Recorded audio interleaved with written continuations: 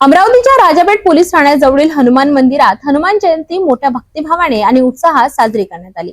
काकडा आरतीपासून ते महाप्रसादापर्यंत सर्व धार्मिक कार्यक्रमात शहरातील पोलीस अधिकाऱ्यांनी सहभाग घेतला। शनिवारी सकाळी 5 वाजता काकडा आरती आणि अभिषेकाने हनुमान जयंतीच्या कार्यक्रमांना राजापेठ पोलीस स्टेशन जवळील हनुमान मंदिरात सुरुवात झाली। दुपारी 12 वाजल्यापासून महाप्रसादाची परंपरा मोठ्या श्रद्धेने पार पडली। अमरावती शहर पोलीस दलाचे वरिष्ठ अधिकारी, पोलीस निरीक्षक आणि कर्मचाऱ्यांनी या महाप्रसादाचा लाभ घेत धार्मिक एकतेचे दर्शन घडविले। या कार्यक्रमात अमरावती शहराचे उपायुक्त गणेश शिंदे यांनी देखील विशेष सहभाग घेतला।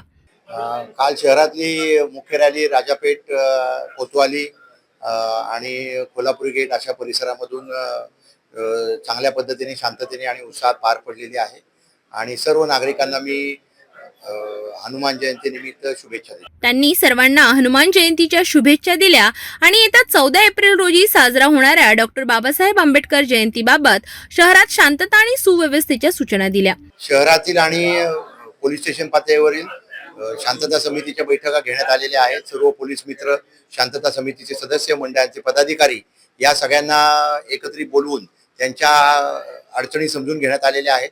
यामध्ये माननीय पोलीस आयुक्त सरांनी मार्गदर्शन केलेलं आहे। त्याचबरोबर अमरावती महानगरपालिकाचे जे अधिकारी आहेत ते सुद्धा या ठिकाणी हजर होते आणि रस्ते, पाणी इत्यादी जे काही अडचणी आहेत, जागोजागी पाण्याची व्यवस्था, टॉयलेटची व्यवस्था आणि योग्य तो पोलीस बंदोबस्त सर्व ठिकाणी ठेवण्यात येणार आहे। या प्रसंगी शहरातील सर्व पोलीस ठाण्याचे ठाणेदार, अधिकारी वर्ग उपस्थित होते आणि नागरिकांमध्ये शांतता राखण्यासाठी पोलिसांचा सकारात्मक सहभाग पाहायला मिळाला।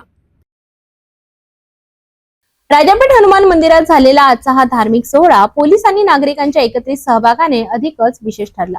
शहरात धार्मिक कार्यक्रम जरी होत असले तरी पोलिसांनी शांतता आणि सुरक्षिततेचा दिलेला संदेश खरोखरच वाखाणण्याजोगा आहे।